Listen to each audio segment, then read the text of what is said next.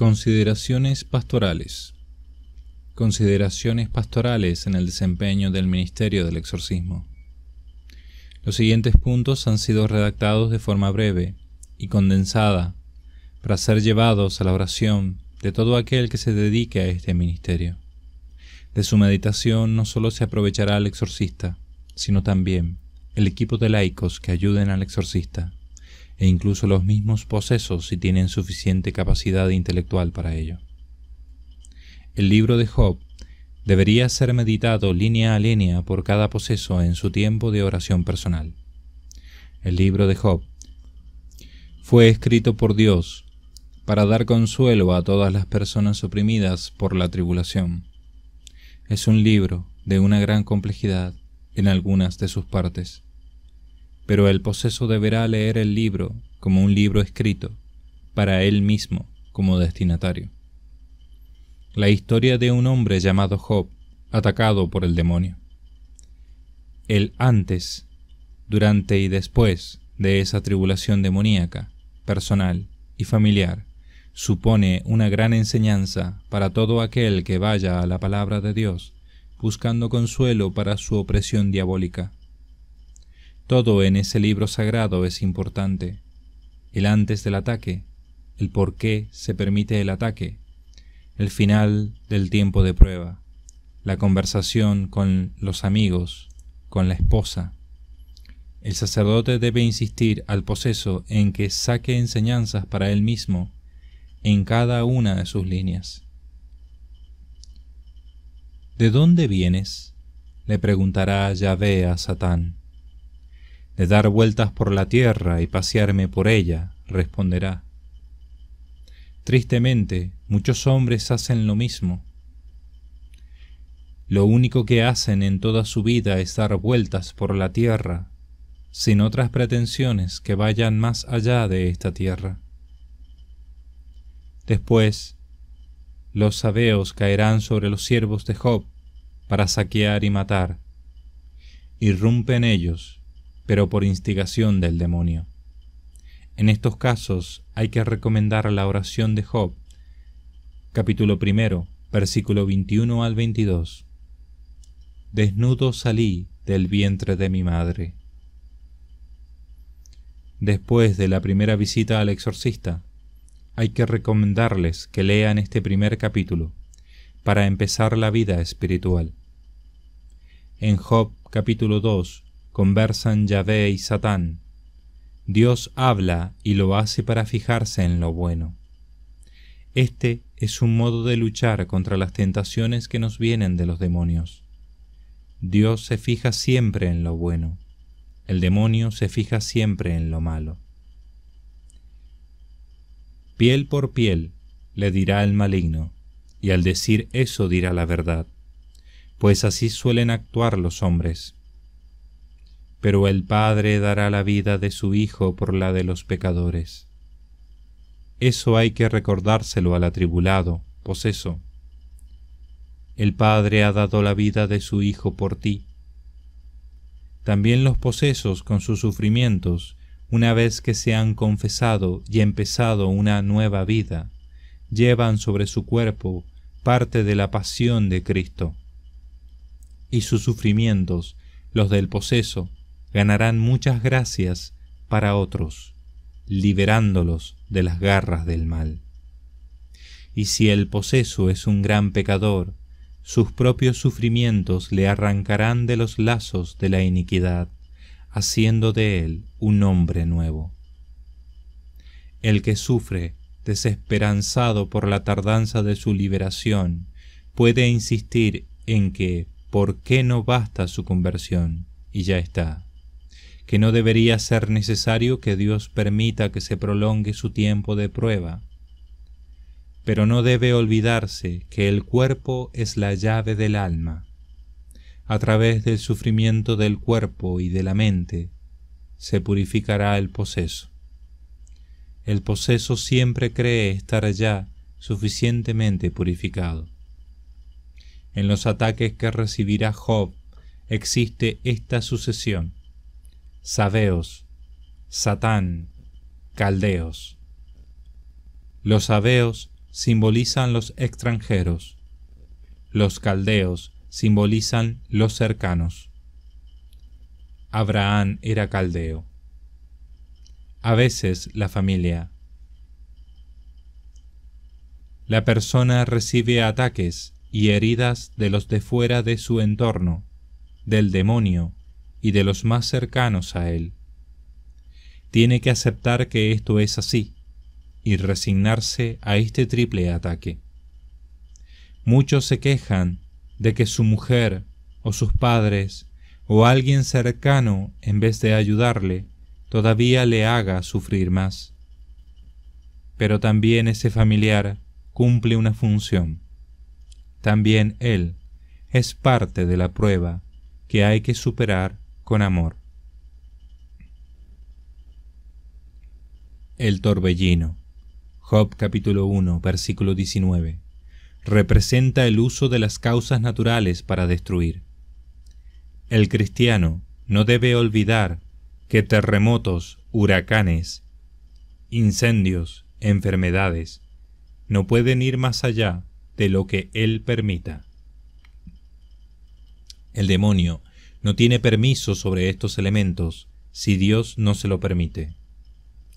Y siempre lo permite para lograr un bien mayor que la destrucción que provocan.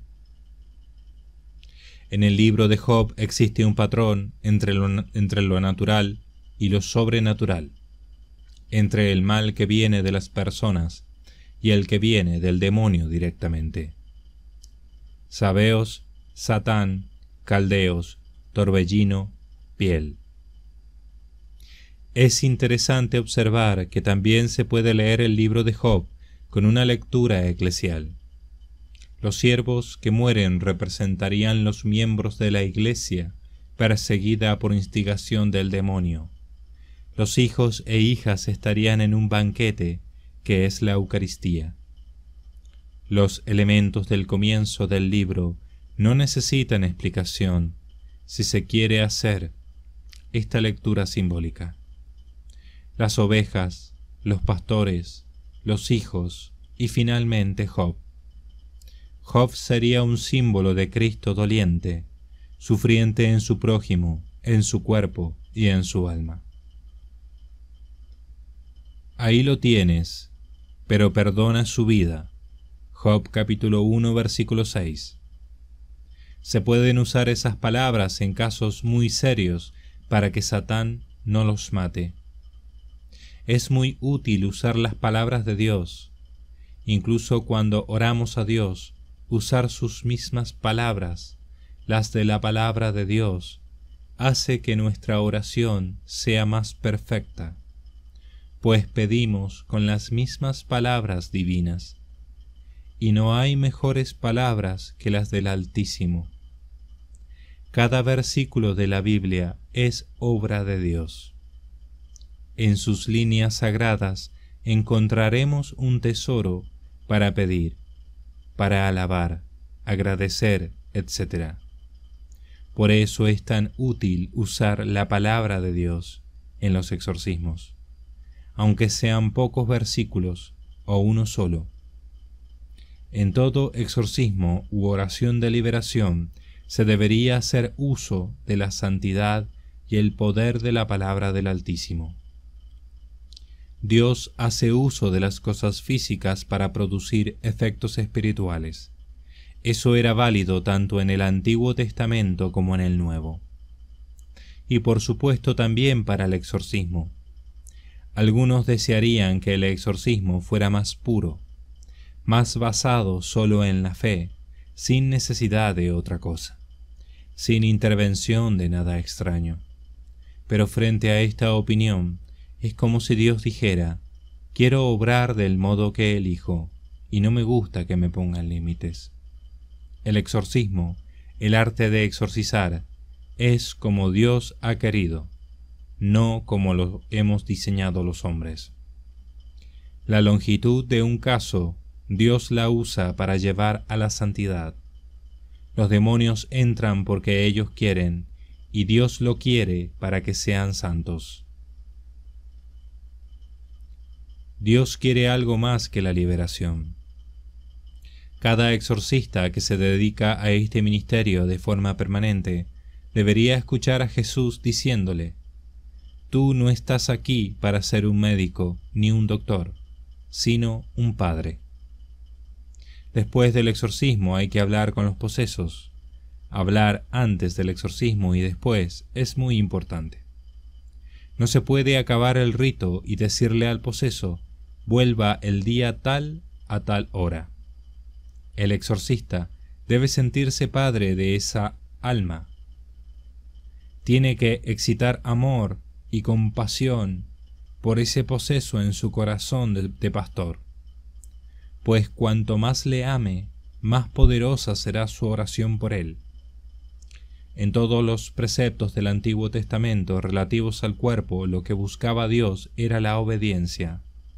Pero también no solo era obediencia lo que había en esos preceptos, sino también una simbología que conllevaba una profunda teología del cuerpo. El precepto ha pasado, pero no el símbolo que fue y será verdadero, aunque a veces muy profundo.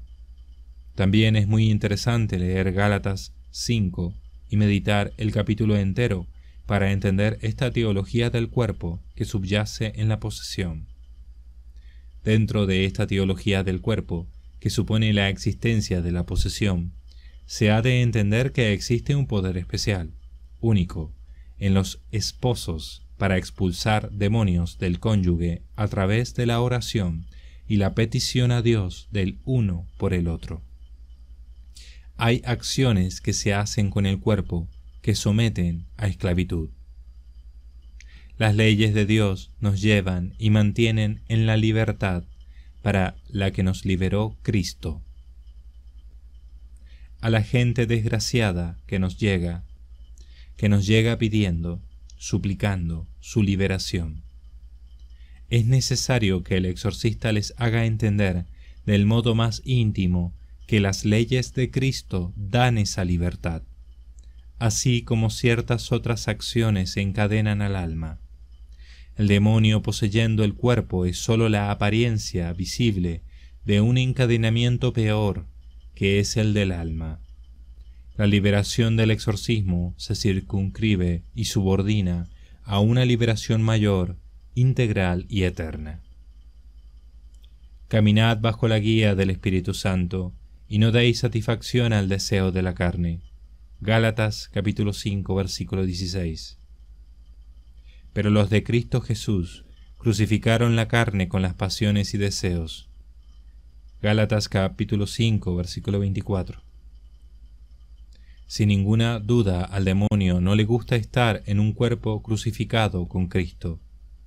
Al demonio le gusta estar en un cuerpo entregado a todos los placeres y pasiones, pero no le gusta estar en un cuerpo que cada vez se está convirtiendo en una imagen del crucificado, que cada vez más le recuerda a Cristo.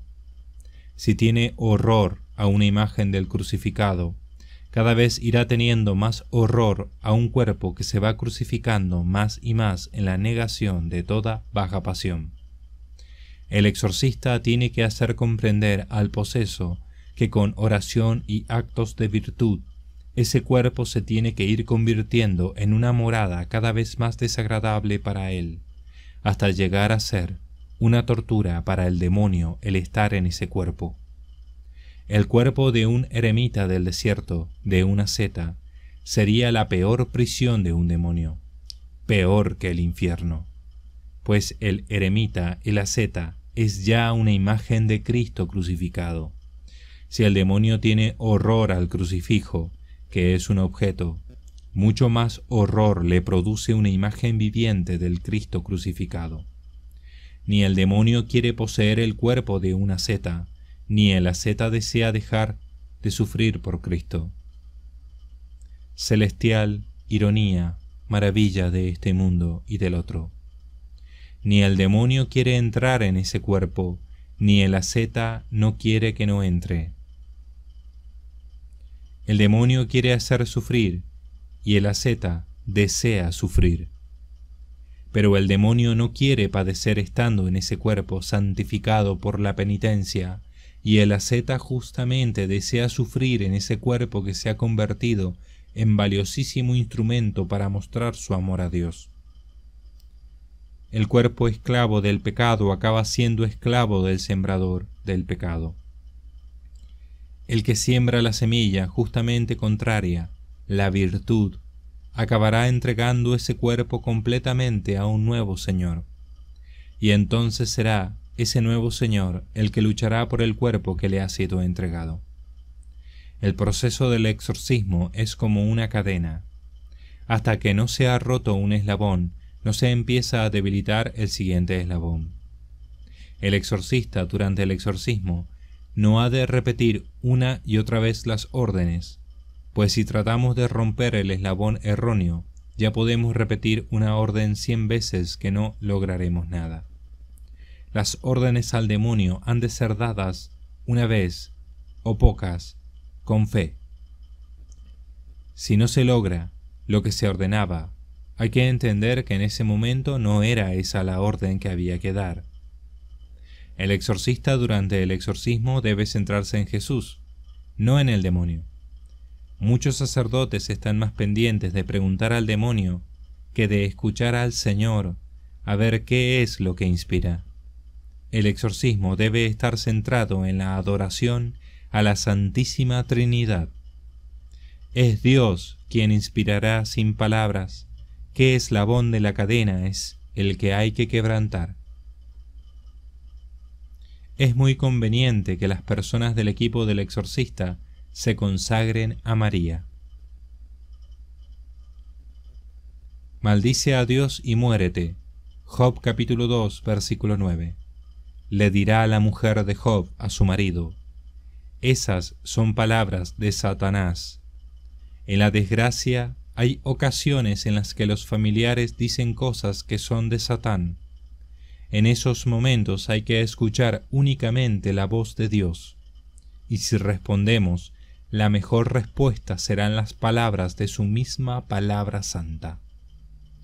La definición de liberación debe estar centrada en la persona y no en el demonio. El cuerpo es la llave para el alma. Satán usa el cuerpo para lograr el alma. Este es uno de los mensajes implícitos del libro de Job. Señor, si quieres puedes limpiarme. Lucas capítulo 5 versículo 12. A. Si quieres, es decir, yo quiero tu voluntad. Esta oración tienen que aprenderla los que vengan a ver al exorcista. B. Puedes, es decir, yo creo en ti, creo. Esta es la segunda parte de la oración. Primero, yo quiero tu voluntad. Segundo, tú puedes, no tengo la menor duda. C. Limpiarme. Es decir, me pongo a mí al final. Me acerco a la sanación con humildad, no con egoísmo.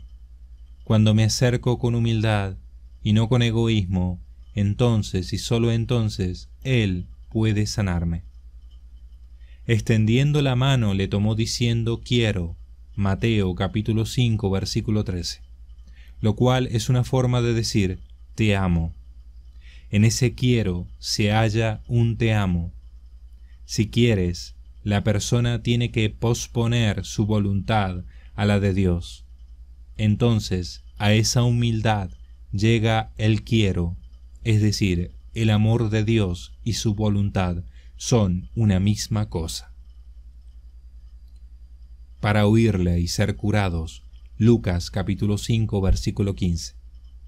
Él no quiere que vayamos solo para ser curados, sino también para oírle. La sanación viene de la escucha. Jesús fue llevado por el Espíritu al desierto para ser tentado por el diablo. Mateo capítulo 4 versículo 1. Fijémonos en que el texto nos presenta la preposición para. Fue allí para eso. Se dirige para ser tentado. Ese es el fin. Porque de la tentación resistida del sufrimiento nacen frutos para el alma. Sin ese sufrimiento no hay esos frutos. El poseso no necesita ir al desierto para ser tentado. Tiene al demonio dentro.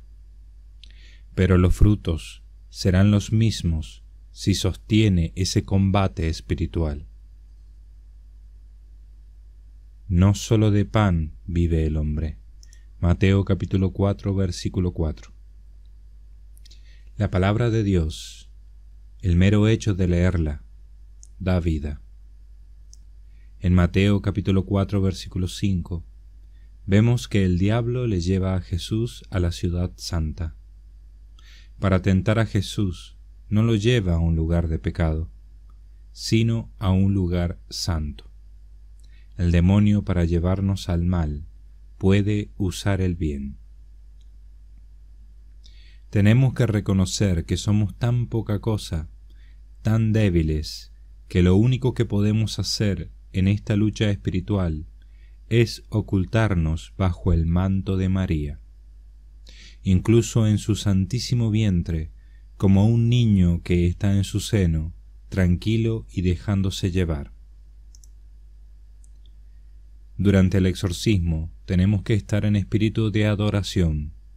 El incienso espiritual de nuestra adoración ahogará al demonio. En adoración estaremos más dispuestos a recibir las inspiraciones de Dios. Si el exorcismo es ante todo alabanza a Dios, el exorcismo no nos cansará, ni nos desgastará. Saldremos relajados, robustecidos, dando gracias a Dios de permitirnos realizar esa función para bien de esa persona y de toda la Iglesia. El mejor modo de aprestarse a la lucha, que es el exorcismo, es, primero, estar en adoración, tratando de sentir a Dios todo el tiempo. Segundo, con una profunda compasión por la persona a la que se va a ayudar. El exorcismo no puede ser la aplicación fría de un ritual o el uso de una mera técnica. El exorcista que se vea atacado puede alejar al demonio diciéndole: «Apártate de mí, no por mi poder ni por mi santidad, sino porque adoro a Dios». Cuando adoro a Dios, los ángeles vienen, y vinieron los ángeles a asistirle. Mateo capítulo 4, versículo 11. Cuando adoro a Dios, mi corazón es el trono del Altísimo, rodeado de ángeles. Y así, en un exorcismo, cuando adoramos a Dios, la capilla se transforma en un pedazo de cielo. Creamos un pequeño pedazo de cielo sobre la tierra, y entonces se produce lo que aparece en Apocalipsis capítulo 12, versículo 7. Y se entabló un combate en el cielo, Miguel y sus ángeles luchando con el dragón, y el dragón luchó y sus ángeles. Eso, aunque no lo veamos, sucede en la capilla durante el exorcismo, si los que están allí están creando un pedazo de cielo. 3 cosas hay que cuidar en cada exorcismo, y acerca de ellas hay que meditar mes tras mes. La palabra de Dios, no tentar al Señor, adorarle. Mirad, yo os envío como ovejas en medio de lobos. Mateo capítulo 10, versículo 16. Los lobos son los demonios y nosotros las ovejas. Exorcista, cada vez que batalles contra ellos, recuerda que tú eres oveja y ellos lobos. Guardaos de los hombres, porque os entregarán a los tribunales. Mateo capítulo 10, versículo 17. Eso es lo que debe esperar el exorcista de los hombres. Ni fama ni parabienes. Pero la defensa hay que dejársela al mejor abogado del mundo. Tendremos la mejor firma a cargo de nuestro caso, el Paráclito. Es tan buena esta defensa que puede presentar las pruebas que desee, cuando desee. ¿Qué acusado, como nosotros, posee un abogado que tiene pleno poder sobre el juez. Pero que no tenga vanas esperanzas el exorcista, pues Jesús profetizó: seréis odiados de todos por mi nombre. Mateo capítulo 10, versículo 22. Si al dueño de la casa le han puesto de mote Belcebú, cuánto más a su servidumbre. Mateo capítulo 10, versículo 19. Hay que meditar sobre la Eucaristía. Si hay tantos cristianos y tantos sacerdotes que, sabiendo que allí está Jesús, no tienen ningún cariño hacia Jesús en ese misterio, el exorcista no puede esperar un trato exquisito hacia un misterio, el del exorcismo,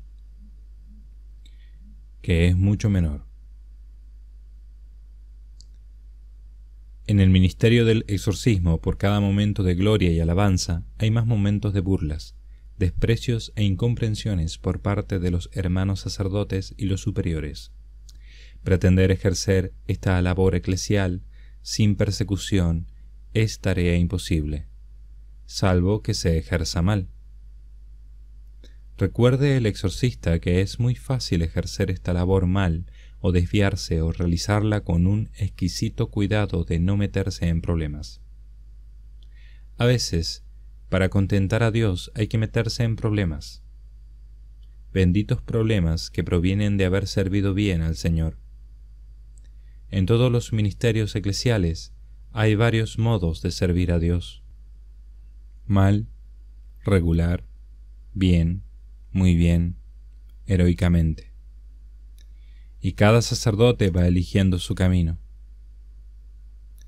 A Jesús le da pena que no haya más sacerdotes dispuestos a ser perseguidos como Cristo. Realizar muy bien, generosamente, este ministerio del exorcismo supone aceptar la persecución, por más que uno será muy sensato y en todo obedezca al obispo. Los problemas vendrán, resulta inevitable.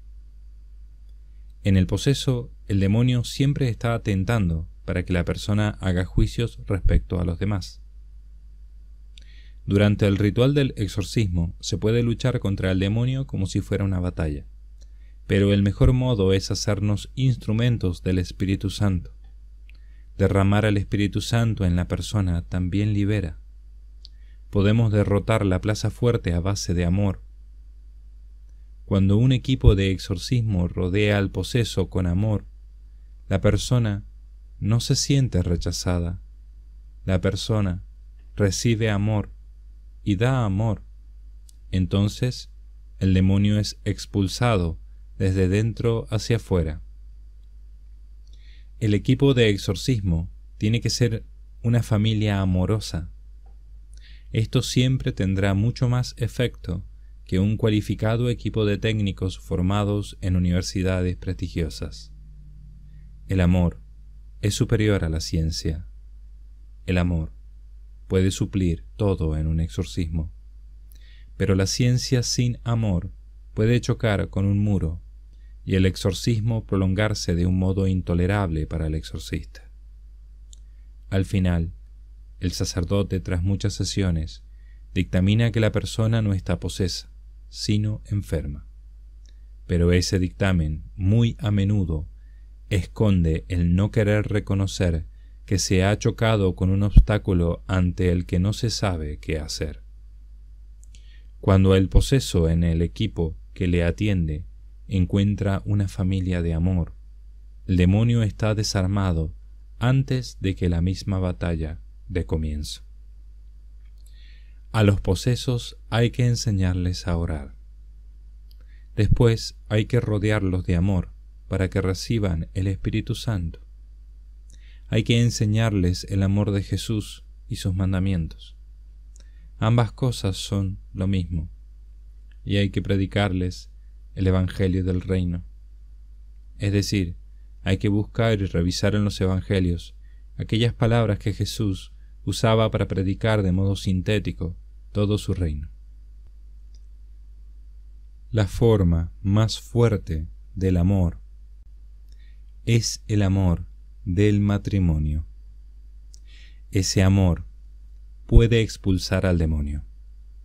Ese amor es una imagen del cielo, pues los esposos se disfrutan como el alma disfrutará de Dios.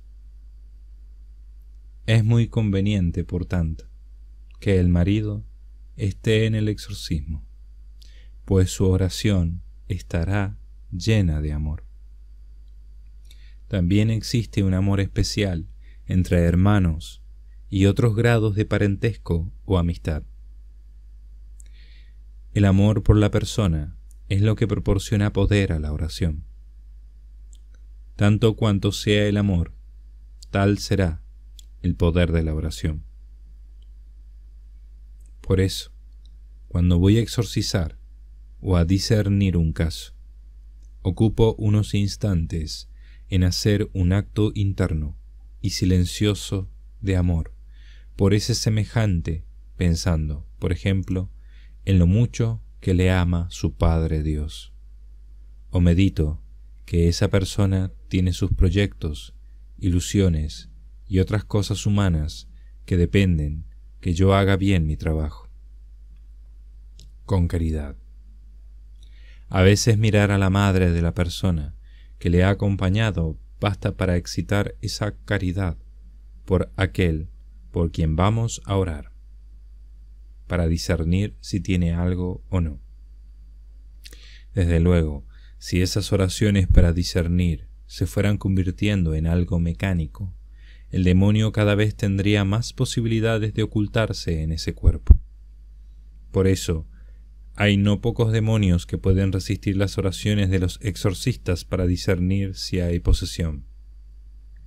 Muchos demonios tienen muchos recursos para resistir esas oraciones. Solo la caridad ardiente y la humildad les desarman.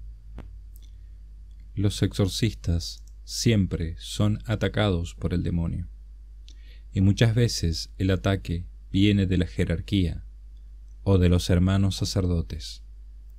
Si uno no está dispuesto a aceptar con buena cara esa moneda en pago por el ministerio, entonces es mejor no tomar sobre sí este servicio a los hermanos. En nuestra época racionalista, el exorcismo es un servicio eclesial que hay que realizar dentro de la iglesia, pero a pesar de muchos eclesiásticos. Es un servicio de caridad que siempre hay que realizarlo en comunión con el obispo, pero sin esperar nada a cambio, más que denuncias y reproches. Por eso desde el principio el exorcista debe hacer firme propósito y renovarlo con frecuencia, de no seguir realizando esta actividad de ayuda al prójimo si algún día se le retira el permiso. El demonio siempre trata de romper el matrimonio de los posesos. Cualquiera que sufra una tentación, si la comenta con el sacerdote, entonces esa tentación ya no se incuba en la oscuridad. Queda descubierto el plan del demonio. Comentar cuáles son las tentaciones al sacerdote es como revelar a él y a uno mismo cuáles son las tácticas del maligno. Esto entre los miembros de un equipo de exorcismo es algo esencial, pues el demonio tratará de sembrar desconfianzas, juicios críticos, animadversiones entre los miembros. Es necesario comentar en privado con el sacerdote o entre todos cuáles son las tentaciones, y nunca comentarlas de modo privado entre los colaboradores, pues con la excusa de un desahogo o de la conveniencia de pedir consejo, uno puede ir envenenando a personas del equipo. Todo debe hacerse a la luz del día, entre todos, sin ir creando de forma espontánea grupitos. En mi equipo está totalmente prohibido comentar dudas acerca del modo de hacer un exorcismo entre cualesquiera que pertenezcan al grupo. Si uno tiene una duda, hay que comentarla cuando estamos reunidos, pero no privadamente. Y si algo, por su naturaleza, no es conveniente que se comente de ese modo, hay que hablarlo únicamente con los sacerdotes que dirigen el grupo. Si el exorcista se ve muy perseguido y cree que no puede aguantar más desprecios, que recuerde que el discípulo no está por encima del maestro, ni el esclavo por encima de su amo. Si al dueño de la casa le han puesto de mote Belcebú, ¿cuánto más a su servidumbre? Mateo capítulo 10, versículo 24 al 25. A Jesús, al bueno por antonomasia, le llamaron Belcebú. Esa es la tragedia, que al bien se le toma por mal. Al exorcista se le considera como un mago o un brujo en cuanto profundiza en los modos de exorcizar y hace algo que no está escrito en el ritual. Nunca el ritual, ni presente ni pretérito, ha dicho que sólo es válido y lícito lo que aparece en el ritual. El ritual está redactado en base a unos conocimientos, en base a una experiencia. De ahí que a mayor conocimiento y mayor experiencia cabe una praxis más ajustada a cada caso. Perseguir todo aquello que se salga de lo escrito en el ritual sería afirmar que el ritual es inmejorable. Lo malo no es la persecución de los malos, sino la de los buenos. Que nos persigan los demonios, lo entiendo. Que nos persigan los ateos, lo entiendo. Más duro es ver que a veces personas muy buenas persiguen a los exorcistas. La mayor parte de los exorcistas del mundo son párrocos. Y si un exorcista es párroco, Dios quiere que sea padre de su rebaño.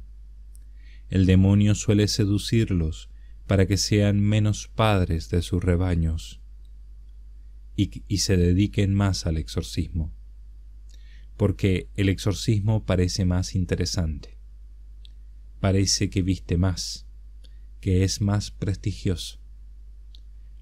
La labor de pastor queda eclipsada ante la labor de luchador contra el demonio. Eso es un grave error. El párroco debe ser ante todo buen párroco. De desempeñar bien su labor, le vendrán muchas gracias para su combate contra el demonio. Pero descuidar o despreciar la maravillosa labor de conducir a las almas a los pastos divinos para dedicarse a una labor más prestigiosa es un engaño del demonio. El demonio tienta a los sacerdotes para que no sean pastores de sus rebaños. El exorcista párroco debe estar centrado en su parroquia y en su rebaño para conducirlos a la santidad. Sin hacer bien esta misión, al exorcista le faltará fuerza para luchar con el poder que Dios quiere. El cura de Ars fue un gran exorcista porque antes fue un gran párroco y cuidó perfectamente de su rebaño. Pues al exorcista hay que decirle: tu poder está en el amor. ¿Me amas? Apacienta mi rebaño. El exorcista y el poseso deben meditar las palabras santas de la Virgen María en el Magnificat. Un Magnificat en el que aparece Dios como Salvador, que se fija en la bajeza de cualquiera de sus esclavos y que al fijarse obra cosas que hace que las generaciones feliciten a ese siervo en el que él se ha fijado, pues obra en su favor grandes cosas el poderoso cuyo nombre es Santo. La alabanza de la Virgen sigue hablando de su misericordia, de la necesidad del temor de Dios, de las proezas de Dios, y sin embargo a los demonios los dispersa, los derriba, los despide vacíos. María es ejemplo de fe, y el exorcismo es, lo primero de todo, fe. María es la madre que necesita todo enfermo mental que sufra una influencia demoníaca, y todo poseso que venga al exorcista en busca de curación o liberación. El poseso tiene un demonio en su cuerpo. María tuvo al Verbo encarnado dentro de su cuerpo. Es la antiposesión por antonomasia. Una fuente poderosísima de fuerza para el sacerdote será la devoción al cuerpo de Cristo. La fe en la encarnación es el fundamento para el amor a Jesús, porque la Eucaristía es la encarnación. Al comulgar, tenemos a Jesús como María lo tenía cuando lo llevaba en su seno. Jesús encarnado está sobre el altar. La fe del Antiguo Testamento es la fe de Abraham. La fe del Nuevo Testamento es la fe de María. En el Antiguo Testamento se menciona muchas veces la palabra alianza. En el Evangelio solo una vez, en la última cena. Jesús es la nueva alianza. La Eucaristía es la alianza. Por eso las sectas satánicas usan para sus fines sacrílegos ante todo la Eucaristía, o si no, el cuerpo humano, pues el hombre es la imagen de Dios.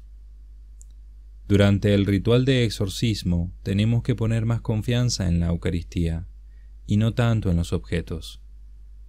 Tenemos que cuidar a la gente que venga a nosotros porque ellos son imagen de Dios. Ellos son imagen de Dios en mayor medida que una cruz o el agua bendita. Y toda la gente intentaba tocarlo, porque salía de él fuerza y curaba a todos. Lucas capítulo 6, versículo 19. El cuerpo de Cristo y el cuerpo del hombre son muy importantes. Con razón que haya órdenes religiosas que cuiden de los enfermos en todos sus aspectos. También nosotros cuidamos del ser humano en otro aspecto que tiene que ver con la corporalidad. La Eucaristía es Dios. La Eucaristía es el Dios viviente, el Dios vivo, el Dios vivificador. Ninguna medicina mejor para la posesión que esta. El exorcista, antes de exorcizar, debe dirigirse a los posesos predicándoles. Si tiene muchos casos, incluso reuniéndolos. Siempre aconsejo a los posesos que recen en las iglesias. Les digo que pueden rezar en sus casas, pero no se reza igual delante del sagrario que en el salón de casa. En una iglesia silenciosa, bella, sin mucha luz, sin mucha gente, la oración surge espontánea.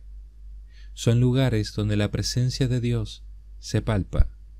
Son lugares sagrados, donde con menos esfuerzo en la oración mental se logra más.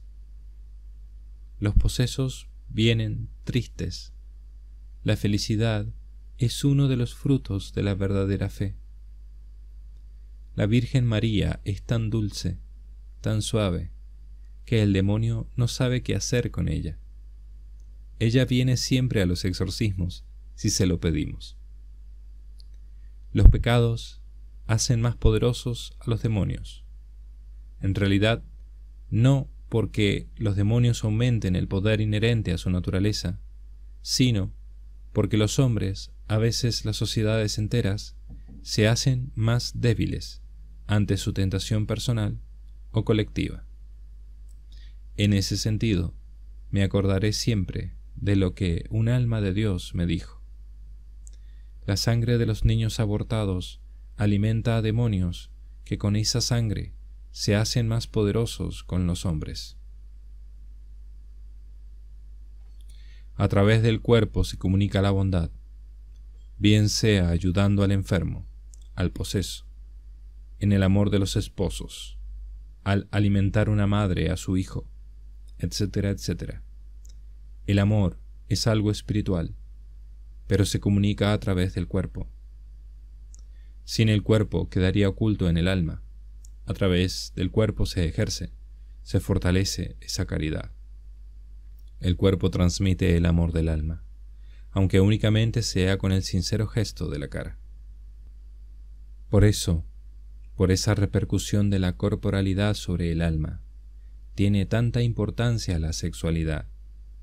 Si el poseso no está dispuesto a seguir sumisamente las enseñanzas de la Iglesia sobre sexualidad, entonces no se dará una liberación plena. Basta que una persona use en el matrimonio el control de natalidad para que no se dé esa liberación total de las ataduras del demonio sobre ese cuerpo.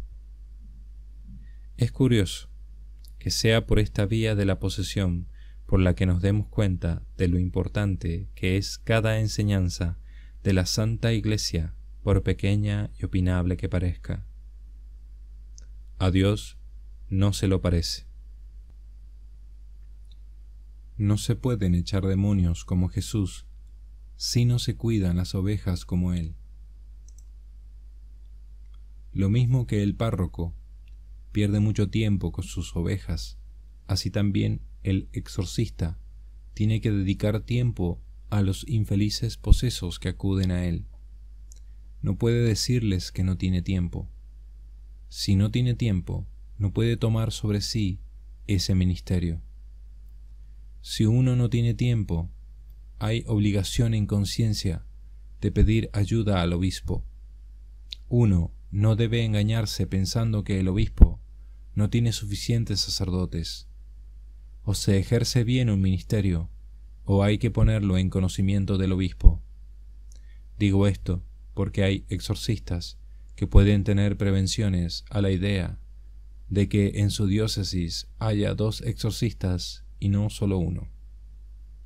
Uno de los mayores problemas que se encuentra al exorcista es que tiene que liberar del demonio a personas que viven en uniones ilícitas o que tienen graves vicios sexuales. El pastor debe actuar como padre, anunciándoles el reino de los cielos de modo suave, agradable y sobre todo progresivo. La persona que va a ser exorcizado va a pasar de una etapa previa al Antiguo Testamento al Nuevo. Pero por muy paternalmente que se actúe, con los meses hay que ir dejándole claro, tras el descubrimiento de Dios, que el matrimonio es una vocación y que debe ser vivido con toda la seriedad que esa vocación requiere. Si a un sacerdote no le pedimos que viva mal su sacerdocio, a un casado no se le puede permitir, sin darle importancia, que viva mal su matrimonio, su vocación en el tiempo antes de la eternidad. Por tanto, si un divorciado debe vivir en castidad, entonces el laico debe vivir en castidad, sea lo condescendiente que sea el cura, y eso sea cual sea el estado de esa persona, soltero, casado, separado. Así como hay armas poderosas para el exorcismo, la esperanza, el uso de cánticos religiosos, la lectura de versículos de la Biblia, etc., así también hay cosas que detienen un exorcismo, como la falta de perdón, la desobediencia o la desesperanza. En algunos casos, Dios tiene misericordia y aun habiendo obstáculos de este tipo puede conceder la liberación. El equipo de oración tiene que orar en una atmósfera de amor para que el amor penetre en la persona. En el exorcismo, no todo se logra con oración. También hay que hablar. A veces la palabra puede lograr en 5 minutos lo que no lograría la oración en horas. Hay que dedicar unos minutos a hablar con el poseso y su familia, antes y después del exorcismo. Hay exorcismos en los que el demonio lo controla todo porque el exorcista cree lo que el demonio dice a través del poseso. El demonio puede mentir o puede desviar del bien diciendo cosas que en parte son verdad. Es importante que el exorcista, si no sabe qué hacer, se mantenga en silencio y oración hasta que el Señor hable iluminando la mente del sacerdote. Por supuesto que en un exorcismo solo debe hablar el sacerdote. Ningún laico debe hacer nada sin permiso del sacerdote. El exorcista mandará callar a cualquiera. Mantendrá un ambiente de silencio y oración, y solo él dará órdenes al demonio o le interrogará. Sin embargo, si en algún momento del exorcismo se diera de forma espontánea el caso de que la madre o el esposo o alguien similar ordenara al demonio que saliera, el sacerdote no debería impedírselo, pues su oración será muy intensa por el amor que tienen al poseso. Pero hágase todo sin odio, con brevedad y solo hasta que el sacerdote vea que sea conveniente. Si en un exorcismo hay dos exorcistas, no deben decirle cosas a la vez. Que el demonio se centre en lo que uno le dice, le atormenta más. Cualquier laico, sean los que sean los dones que tenga, sea lo santo que sea, estará bajo obediencia del sacerdote durante el exorcismo. El exorcismo es una obra de caridad, la única obra de caridad simultáneamente corporal y espiritual, la única obra de caridad que se ejercita a través de la oración. En la Iglesia siempre se habla de la diferencia entre la acción y contemplación. En esta obra de caridad, acción y contemplación se funden como en ninguna otra. Dado que el exorcismo es una obra de caridad ejercitada a través de la oración, y la oración a través del amor, en la medida en que haya más amor, habrá mejor oración. En la medida en que haya mejor oración, habrá un más poderoso exorcismo. El amor es medido por la voluntad para el sacrificio. Muchas veces el sacrificio está medido por la disposición a perder tiempo para liberar a una persona. El efecto no es importante. La acción que surge del sacerdote es lo importante. El efecto que recibe el poseso es lo que importa, no sus gritos, contorsiones y fuerza que ejercita. Hay quienes miden la importancia y efecto de un exorcismo solo por lo que ven y oyen. Según eso, los casos más ruidosos y agitados serían los casos más importantes, y no es así. El exorcista debe escuchar a Dios, que le dice: «Pídeme amor, para que tus frutos sean grandes y no pequeños». A los oprimidos por el diablo hay que enseñarles a orar. El reino de Dios tiene que entrar en el alma de esa persona, porque donde Dios reina es el cielo, y el demonio no puede entrar en el cielo. Ya he dicho que una persona muy religiosa puede quedar posesa como prueba de Dios, como una cruz especial, pero incluso para esa persona todas estas máximas son ciertas. Aunque ya fuera santa la persona que quedó posesa, la posesión se permitió para que el reino de los cielos entrara todavía más en su alma. Jesús les respondió: «De verdad os aseguro, todo el que hace el pecado es esclavo del pecado». Juan capítulo 8, versículo 34. Así que, si el Hijo os hace libres, seréis realmente libres. Juan capítulo 2, versículo 36.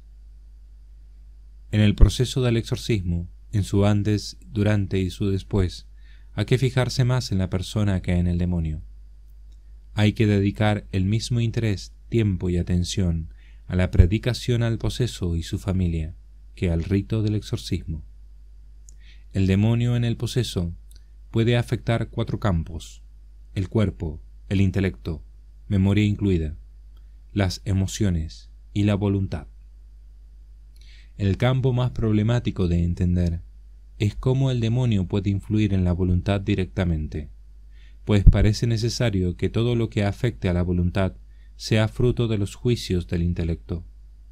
Sin embargo, son muchos los casos de los posesos que me han dicho: Padre, créame, detesto hacer tal cosa, y sin embargo, en cuanto bajo la guardia, lo hago. O al revés, Padre, quiero rezar el rosario, pero por alguna razón que desconozco, necesito un esfuerzo sobrehumano para comenzarlo.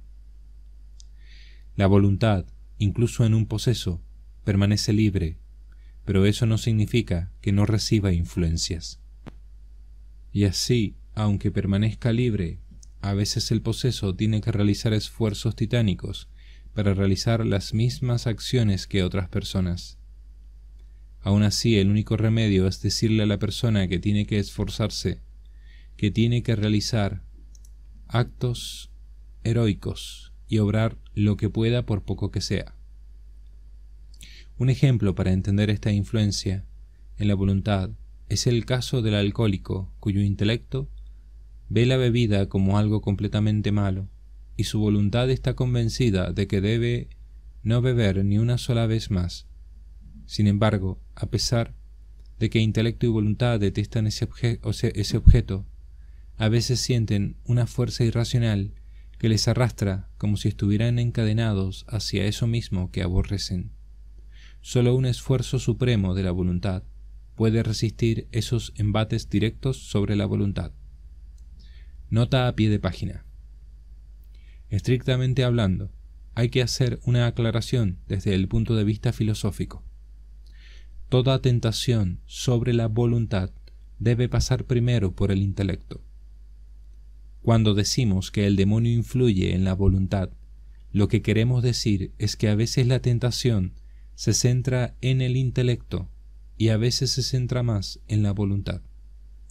Pero incluso en este segundo caso, la tentación sobre la voluntad nunca puede ser pura. Es decir, el demonio tiene que influir en el entendimiento, algo para poder centrarse después en el querer. Pero aunque esto sea así, es cierto que este tipo de personas lo que sienten dentro de sí es un quiero, insistente, irracional, y que les arrastra. El demonio en esos casos se centra no en un proceso discursivo de la cogitativa, sino en una especie de continuo golpear la voluntad con ese quiero, pero sin un pie en el intelecto, por pequeño que sea, por ejemplo, una imagen, no se podría golpear en la potencia espiritual de la voluntad. Retomo la lectura. Cuando Cristo liberaba a una persona, como cuando le curaba, primero le predicaba el reino de Dios. Hay excepciones a esto, por ejemplo el caso del Geraseno, pues no fue posible actuar de otro modo, pero el querigma vino después. El nivel de acercamiento a Dios para que un poseso sea liberado es diferente en cada uno. El exorcista debe predicar a cada poseso este evangelio, que cada persona puede tener dentro de sí el cielo, el purgatorio o el infierno, y todos pueden llegar a tener el cielo dentro de su alma, aquí en la tierra, el cielo en la tierra. El exorcista tiene que recorrer los 4 evangelios en busca de la predicación del reino de los cielos, una predicación que sea breve, perfecta, sencilla, y utilizando las palabras de Jesús, que siempre serán las más efectivas, pues son palabras sagradas. Podrían darse aquí esas fórmulas de anuncio de querigma, pero no sería lo mismo. Cada ministro de Dios debe buscar esas perlas por sí mismo. Nota a pie de página. Evidentemente, desde estas páginas detestamos y abominamos el veneno del demonio que ha engañado a algunos teólogos, haciéndoles creer que algunas palabras de la Biblia no son históricamente correctas. Todo lo que la Biblia afirma que un personaje dijo en el Antiguo o en el Nuevo Testamento, lo dijo. Aunque ese personaje dijera más frases, pero cada frase, cada palabra, en el texto canónico hebreo o griego, fue dicho así y exactamente así. aunque hubiera más frases o más palabras. Y el que afirma otra cosa se aleja de la tradición que hemos recibido. La Biblia no solo es autoridad, sino históricamente cierta en todos sus textos históricos, en todas sus palabras, en todos sus detalles. Cuando leo la Biblia, es Dios el que habla, y Dios nunca me dirá nada que sea erróneo, por accidental que sea el detalle. La Biblia es perfecta en todas y cada una de sus palabras porque es palabra de Dios, como si en el instante en que la leo saliera directamente de la boca de Dios. Retomo la lectura. Cuando uno ama, se desea estar con la persona a la que ama. El reino de los cielos que damos a los que vienen a nosotros debe estar centrado en el amor, no en evitar el pecado. Eso es el Antiguo Testamento, con sus listas de pecados. Durante el exorcismo, el alma del poseso debe estar separada del espíritu del demonio. El demonio intenta que la persona participe de sus sentimientos, odio, tristeza, furia, etc.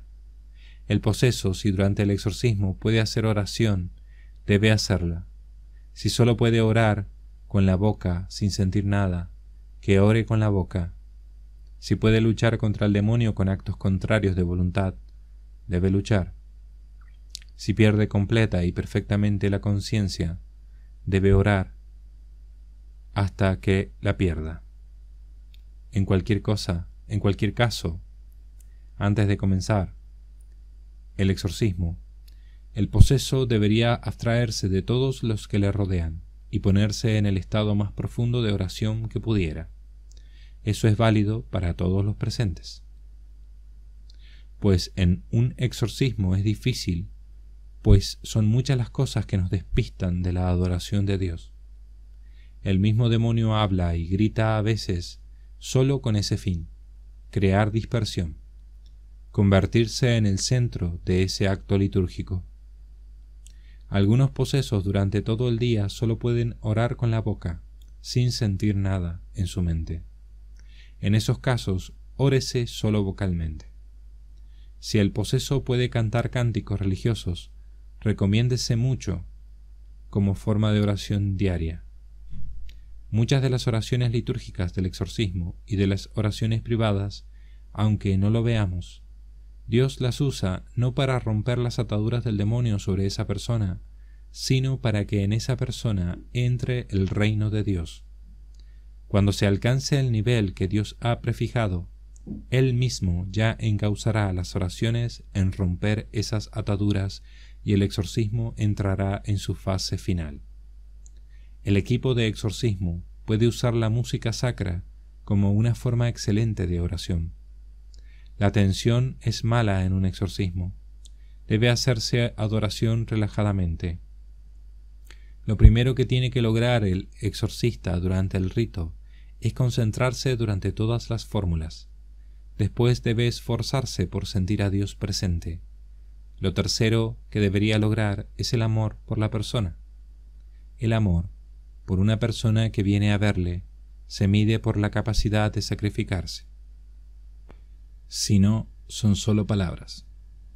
Al discernir un caso, a veces el exorcista, con experiencia, puede detectar la presencia maligna en alguien solo con una mirada que de repente lanza el demonio a través de la persona, aunque después trate de esconderse de nuevo. Miradas que a veces son de odio, otras de burla. La liberación es solo cosa de la voluntad de Dios. Hay que esperar el tiempo de Dios. Tempus Dei. A Él le pertenece la decisión. Lo principal no es la liberación, sino el proceso de liberación. Lo importante es cómo viva ese proceso la persona afectada.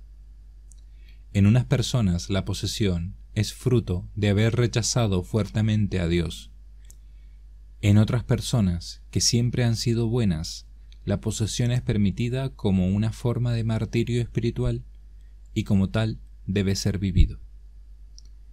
La posesión se permite para que esa persona por el sufrimiento vuelva a Dios.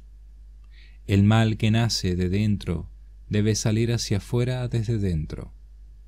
El exorcista debe exorcizar con amor y por amor, desde el amor y a través del amor y para el amor. No debe sentirse orgulloso de su don sacerdotal y llegar allí como el formidable guerrero que va a luchar con un enano, sino que debe dedicar unos momentos a meditar por qué ama a esa persona, el bien que le va a hacer. Debe centrarse en la persona a la que va a ayudar. Es un acto de caridad. Exorcizar con odio o furia a los demonios sería inútil, aunque con demonios poco fuertes hasta eso funciona, y a veces el exorcista se llena de soberbia al ver que le ha liberado. Pero incluso a los demonios no hay que odiarles, ni dirigirse a ellos con desprecio, en todo caso con pena y compasión. Firmeza, sí, pero sabiendo tristemente que ellos sufren, aunque ya no podamos ayudarles. Ni el puro e inmaculado entre los santos odia a estas criaturas alejadas para siempre. Exorcizar a través del amor se logra cuando el exorcista ama de forma tan pura que se transforma en un mero instrumento del Espíritu Santo en esa batalla. El exorcista pasa de considerarse el protagonista, por muy inconscientemente que eso sea, a considerarse un palo, una caña, en manos del exorcista por antonomasia, que es el Mesías. Hay que exorcizar con amor, pues el amor y el cariño es el arma más poderosa. Por amor, pues el exorcista debe rectificar una y otra vez su intención. Para el amor, pues el exorcismo es una obra para la eternidad de ese alma.